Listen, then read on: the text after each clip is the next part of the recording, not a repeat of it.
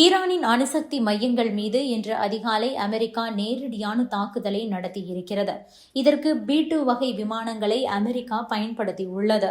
இதனை இடைமறித்து தடுத்திருந்தால் தாக்குதலையும் தடுத்திருக்க முடியும். ஆனால் இதுதான் சவாலான விஷயம். இருப்பினும் சாத்தியமில்லாதது கிடையாது. ஈரான் நினைத்திருந்தால் அதை செய்திருக்க முடியும். B-2 விமானங்கள் பழைய மாடல்கள். வளர்ந்து வரும் டெக்னாலஜிக்கு முன்னால் இதனால் தாக்குப்பிடிக்க முடியாது. நிச்சயம் இதனை கண்டுபிடித்து தாக்கியிருக்க முடியும் என கூறுகிறார்கள் நிபுணர்கள்.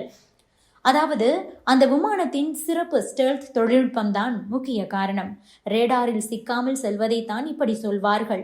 பூமியிலிருந்து அதிக அதிர்வெண் கொண்ட கதிர்கள் வானத்தை நோக்கி அனுப்பப்படும். வானில் எந்த பொருளும் இல்லையெனில் இந்த கதிர்கள் திரும்பி வராது. ஆனால் விமானம் போன்ற பொருட்கள் இருக்கிறது எனில் அதில் பட்டு திரும்பி வரும். இப்படியாக விமானத்தை கண்டுபிடிக்க முடியும். ஆனால் B-2 விமானங்களில் கதிர்களை உறிஞ்சும் டெக்னாலஜி இருக்கிறது. எனவே விமானம் இருப்பதை கண்டுபிடிக்கவே முடியாது. இருப்பினும் இதில் சில சவால்கள் இருக்கின்றன. கதிர்களை உறிஞ்சும் டெக்னாலஜியை பராமரிக்க அதிக செலவு செய்ய வேண்டும். ஒப்பீட்டளவில் B-2 ஒரு பழைய ஆயுதம்.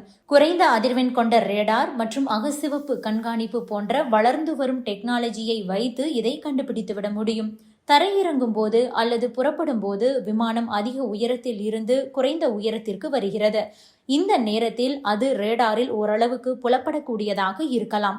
மேலும் எரிபொருள் நிரப்புதல் அல்லது ஆயுதங்களை ஏற்றும் சமயங்களிலும் அதன் ஸ்டெல்த் திறன் குறையலாம். இந்த நேரங்களில் விமானங்களை அடையாளம் காண முடியும். B-2 விமானங்களின் வடிவமைப்பு பொதுவாக உயர் அதிர்வெண் ரேடார் அலைகளை சிதறடிக்கும் வகையில் உருவாக்கப்பட்டுள்ளது. ஆனால் குறைந்த அதிர்வெண் ரேடார் அலைகள் நீண்ட அலைநீளம் கொண்டவை. இந்த அலைநீளங்கள் விமானத்தின் ஒட்டுமொத்த வடிவத்துடன் பொருந்தி போகும். எனவே இந்த அலைகள் முழுமையாக சிதறாமல் எதிரொலியை ஏற்படுத்தக்கூடும். இதனால் B-2 விமானங்களை முழுமையாக மறைக்க முடியாது. ரஷ்யாவின் நெபோ-எம் போன்ற சில ரேடார் அமைப்புகள் இந்த திறன்களை கொண்டிருக்கின்றன. பெரும்பாலான ரேடார் அமைப்புகள் ஒரு சிக்னலை அனுப்பி அதே இடத்திலிருந்து எதிரொலியை பெறும். ஆனால் மல்டி ஸ்டாக்கிங் ரேடார்கள் வெவ்வேறு இடத்தில் இருக்கக்கூடிய சிக்னல்களை அனுப்பி வெவ்வேறு இடங்களில் இருந்து எதிரொலிகளை பெறும்.